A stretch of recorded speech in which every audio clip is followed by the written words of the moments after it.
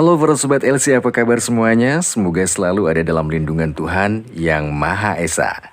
Baik para Sobat, di kolom komentar banyak sekali yang membanjiri pertanyaan bagaimana cara mengatasi storing.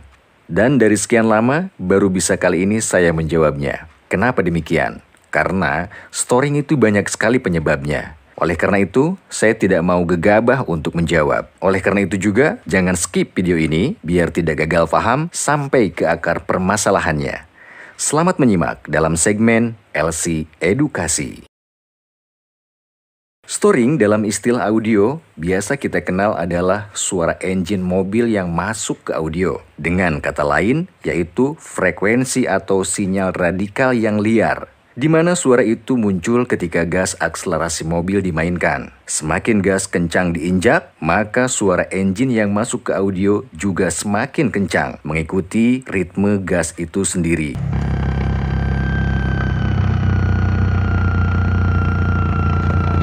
Tentunya, hal ini sangat mengganggu sekali kenyamanan kita saat berkendara.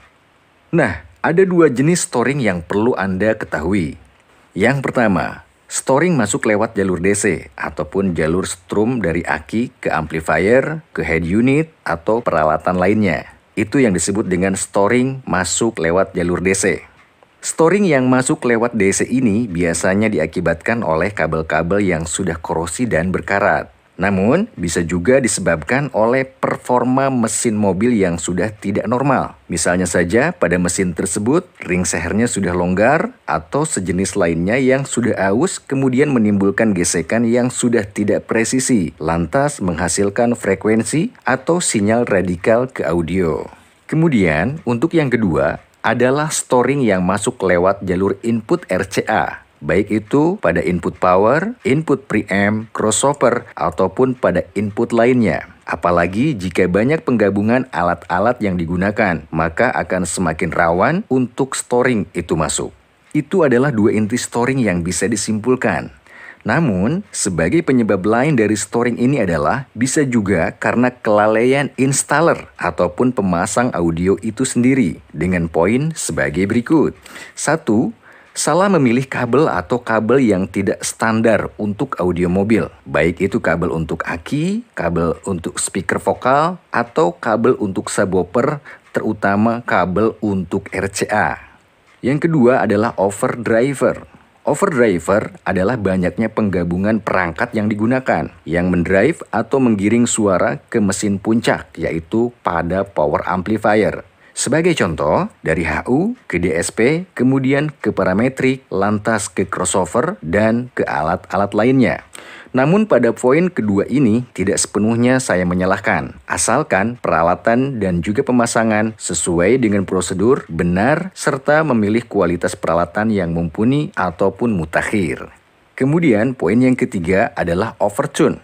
Overtune adalah suara yang gemuruh atau distorsi yang biasanya diakibatkan salahnya tuning atau fine tuning atau juga yang disebut dengan setting potensio yang dinaikkan dB-nya atau decibel-nya tidak sesuai aturan. Misalnya treble terlalu berlebih atau juga middle-nya terlalu berlebih. Karena storing ini lebih rawan di frekuensi menengah ke atas. Misalnya dari 500 Hz sampai di 22 kHz. Dan yang keempat, salah memilih head unit. Kenapa salah memilih head unit? Karena tidak sedikit head unit yang cacat produk, yaitu head unit yang tak lulus quality control. Meskipun ya di luarnya sudah ada stiker QC atau quality control. Tapi saya tidak percaya dengan itu. Kalau untuk sekelas barang-barang yang tidak berkualitas. Meskipun barang baru, tapi tetap saja storing. Dan itu sering sekali saya alami. Saat disandingkan dengan peralatan lain, head unit ini menimbulkan storing, alias RCA out bawaannya bajingan. Tapi tenang saja, ada solusinya jika Anda kadung atau terlanjur membeli head unit seperti ini. Akan saya jawab tuntas di video ini. Nah para Sobat LC, kesimpulan dari beberapa poin tadi, berikut adalah solusinya. Pertama, gunakan kabel-kabel berkualitas yang sesuai untuk standar audio mobil, jangan sembarangan menggunakan kabel.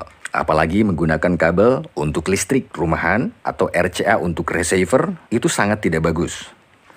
Yang kedua, pasanglah kabel dengan benar dan rapih. Gunakan skun, head shrink, atau peralatan safety lainnya. Yang ketiga, Jangan terlalu banyak menggabungkan peralatan driver.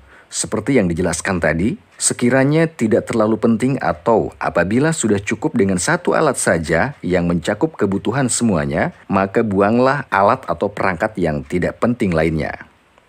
Dan yang keempat, tuning atau settinglah frekuensi dengan benar, teliti, sesuai dB yang diinginkan dan sesuai kemampuannya. Jangan memaksakan pengen kencang jika alat yang Anda pilih atau yang Anda gunakan tidak sesuai dengan kemampuannya.